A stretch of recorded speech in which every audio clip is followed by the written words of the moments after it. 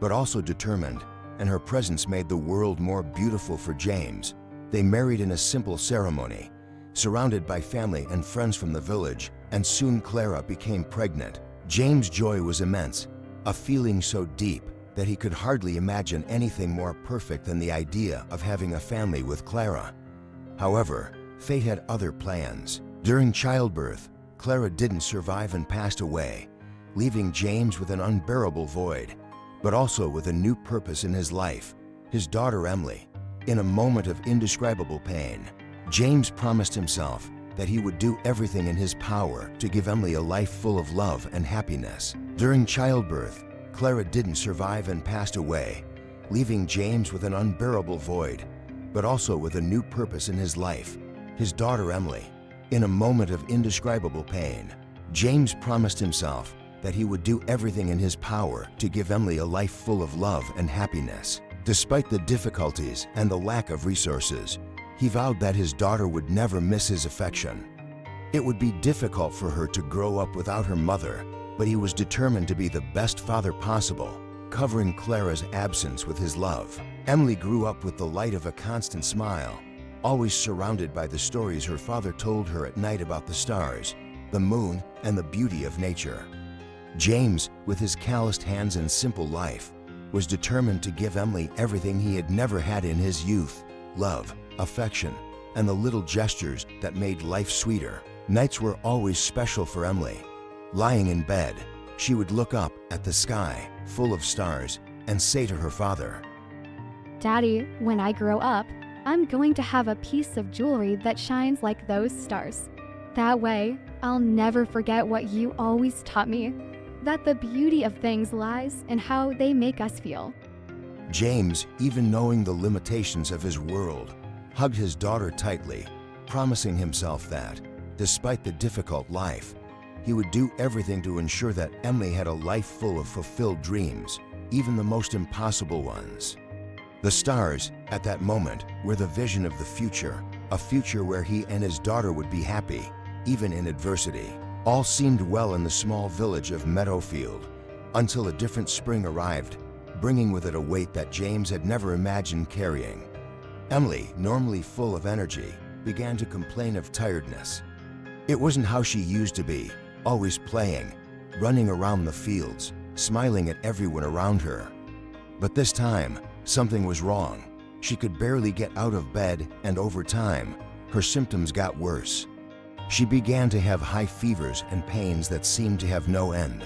Worried, James took her to the local health center, but the medication prescribed had no effect. Emily's fever showed no signs of abating, and her health deteriorated rapidly. In desperation, he decided to go to the big city, where he thought he might find some effective treatment. It was the first time James had left Meadowfield in many years, and the noise of the busy streets and cars was a shock to him. But looking at his daughter, he knew he had no other choice. At the town's hospital, the doctor, a woman with a grave countenance, was quick to give her diagnosis. Emily had a rare and serious illness. "Treatment is expensive," she said, with a sad look on her face, "and the chances of a cure are not guaranteed." James stood paralyzed, trying to understand the doctor's words, while he felt as if the ground was opening up under his feet. His daughter's life was hanging by a thread, and he had no way of helping her, except through treatment that was beyond his financial means. The pain was unbearable, but he knew he had to be strong. Heartbroken, James returned to Meadowfield with Emily, determined to find a way to save his daughter. There was no more time to lose, and the only thing left to do was work tirelessly every minute to raise the money he needed. He worked from sunup to sundown, selling what he could, doing extra jobs, and taking on any work that came his way. The nights when he came home exhausted were no longer the same. There was no more joy in his heart, only a poignant pain that accompanied his every step. He knew he was doing the impossible, but he also felt that there was something else, a dream Emily had that needed to be fulfilled. The star necklace, his daughter's dream, which was the only thing he could offer in the midst of the darkness. Time passed, and Emily's strength continued to drain. Her skin became paler and paler, and her smile, once radiant, seemed weaker and weaker. James couldn't stop thinking about the necklace, his daughter's one wish that he could still fulfill. He had made a pact with himself. Saving Emily's life was his top priority, but he also needed to keep his promise. So he began to save every penny he could. He sold some of his crops, saved as much as he could, and avoided any unnecessary spending.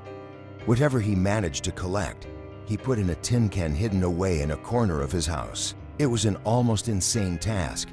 In the midst of the urgent need for money for Emily's treatment, saving for the necklace seemed like a distraction. But for James, the jewel was more than a luxury. It was a symbol of the love he felt for his daughter, a way of giving her something beautiful and valuable, like an eternal reminder that, no matter how difficult life was, they shared something pure and immense. Over time, Emily's health worsened. She spent whole days in bed, and James fought despair, but Emily never complained. She kept looking up at the stars and keeping her dreams simple and bright, as if their brilliance was all she needed. James was faced with a growing urgency. He knew that time was running out, and every day he feared that he wouldn't be able to keep his promise to his daughter. Finally, after months of sacrifice, James had raised the amount needed for the necklace. It wasn't a fortune, but it was enough to make Emily's dream come true. He put on his best clothes, a plaid shirt that he had patched himself countless times, and with a heavy heart, took the bus into town. The journey was long, and he could hardly contain his anxiety. He felt that this moment would be his last chance to give Emily a little happiness. When he arrived at the jewelry store, James felt completely out of place. The interior of the store was luxurious, with glass showcases and precious stones that captured the sunlight in a mesmerizing way. The walls were adorned with marble, and golden chandeliers hung from the ceiling. James didn't even know how to start talking to the salespeople, who were so far removed from his simple world. When he approached the counter and asked to see the necklace, he was greeted with disdain. The salesman, a tall, well-dressed man, looked at him skeptically and said, "That necklace is very expensive. Are you sure you want to see it?" James, a little disconcerted, replied, "I have the money. I've collected everything I can. My daughter, she dreams of this necklace. Please let me buy it for her." The salesman laughed, his laugh laden with contempt. "Don't waste my time. This place isn't for people like you." The salesman's smile was cruel, and James felt the weight of humiliation in his chest. He knew he wasn't there for luxury, but for a greater purpose. Without hesitation, he opened the cloth bag he was holding against his chest and took out the money. It was little more than a pile of crumpled notes and coins, but it was all he had. His trembling fingers gripped the amount tightly. "This is the fruit of years of work. My daughter is ill and has always dreamed of a necklace like this. Please allow me to make her dream come true before it's too late." Silence fell over the store, like a weight that seemed to have no end. The sales assistant, initially arrogant, was momentarily speechless, not knowing how to react. His colleagues, who were watching the scene from afar, began to move restlessly, but no one said a word. James stood there, unmoving, his eyes fixed on the salesman. The scene seemed ridiculous and deeply sad, as if the world were a cruel joke, where the people who needed something good the most were always far from what they could achieve. Then, suddenly, a young saleswoman, who was watching everything from afar, approached. Her eyes were wet, as if James' story had touched a part of her heart that she didn't even know existed. She looked at the salesman reproachfully, and with a soft but firm tone, said, "Sir, forgive me. I'll get the necklace for you." Her voice trembled, but there was such sincerity in it that James almost couldn't believe it. The sales assistant tried to protest, but the young sales assistant didn't listen. She went to the back of the store and returned in no time with the glittering necklace in her hands. It was like a piece of heaven on earth, a jewel that shone with the intensity of the stars that Emily loved so much. James was speechless. He was in shock, surprise mixed with a gratitude so deep that he hardly knew how to express it. The young saleswoman, with a gentle gaze, placed the necklace in James' hands. This is a gift. We don't want you to pay for it. Your story has touched us all, and more importantly, it reminded us of what really matters in life. She said, her eyes full of empathy. James, his eyes watering, picked up the necklace, feeling that the promise he had made to his daughter was finally being fulfilled. He didn't need any more words. He knew that the generosity of the young woman and the other vendors was something he would never forget. It was a reminder that, even in a world full of selfishness, there were still people willing to do good. With a heart full of gratitude, James said goodbye and left the store, the necklace now safe in his hands. He felt a peace he hadn't experienced for months, a relief in his chest, as if an immense weight had been lifted from his shoulders. He knew that by giving Emily the necklace, he would be giving her a part of his love, and perhaps even a little of the light that she loved so much. James returned to Meadowfield with the feeling that time was no longer his enemy, but an ally. He knew that he could no longer postpone the moment when he would have to give Emily the necklace, and he deeply feared that the moment of farewell would come sooner than he would have liked. Emily's health was getting worse and worse, and the days that passed seemed to weigh on her cruelly. However, when he got home, he found Emily lying in bed, her eyes a little dimmer than usual. But when she saw her father enter the room, something flashed in her eyes.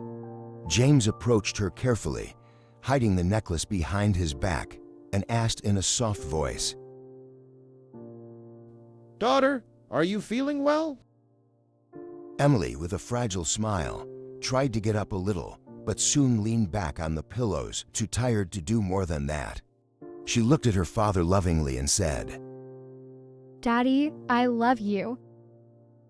James felt his heart squeeze. He had prepared to give her the necklace, but even so, the pain of it almost paralyzed him.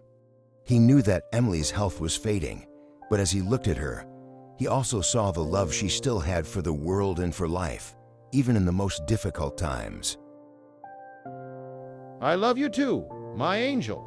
Look, I've brought you something," he said, his voice breaking, and then he revealed the necklace. Emily's eyes widened. She looked at the necklace, her eyes shining with pure, radiant joy as if, for a moment, all suffering had disappeared. She touched the jewel with trembling fingers, as if she were touching a star. Daddy, it's like the stars. It's perfect. She said, her voice soft and full of emotion. James placed the necklace gently around Emily's neck and watched her with tear-filled eyes. He felt that, at that moment, he had kept his promise. Emily, with the necklace glowing against her pale skin, finally seemed at peace, as if she had been given what she needed to continue to shine, no matter what. "You're a real princess now, my dear." Emily smiled a serene, peaceful smile and whispered, Thank you. Daddy, I love you. "But life, unfortunately, is fleeting, and a few days later, Emily was gone. She was surrounded by her father's love, with the necklace still around her neck and a serene smile on her face. James, devastated, remained by his daughter's side, feeling the pain of the loss, but also the consolation of having fulfilled the greatest wish of his life, to make Emily's dreams come true, even for a brief moment. James returned to Meadowfield, but the home he shared with Emily would never be the same. The silence in the house seemed heavier, and homesickness became a constant companion. However, in his heart, he kept the memory of his daughter as the brightest star in the sky. As a tribute to Emily, James planted a garden in her name. The flowers she loved so much bloomed around the house, and the vibrant colors seemed to convey the life that Emily still carried in her spirit. Each flower in the garden was a reminder that, despite the pain, there was beauty in the world, and that true love, like the stars, never fades. The nights were lonely, but James looked up at the stars in the sky and felt that his daughter was still there, shining with all her light, guiding him through his longing. The garden became a place of peace and reflection, a refuge where the residents of Meadowfield also came to seek solace. They knew about James and Emily's story, and with each visit to the garden, They were touched by the immense display of love and sacrifice that he had experienced. James went on with his life, touched by the loss, but also by the hope that a father's love, even in the greatest adversity, can work miracles, and that, in the end, what really matters are the gestures of love we leave behind. If you've made it this far, know that your presence and attention are very special. As we follow James and Emily's journey, we see the beauty of the simplest gestures, the power of unconditional love, and the strength of a father willing to make any sacrifice to see his daughter happy. It is a reminder that, even in the most profound adversity, it is love that sustains and guides us. James and Emily's story is a celebration of life and the little things that make our journey more meaningful. May it inspire each of you to cherish the moments, to follow your own dreams, and to never give up fighting for what you love. Thank you for being with us until the end of this journey. May the stars that illuminate this story also illuminate your path,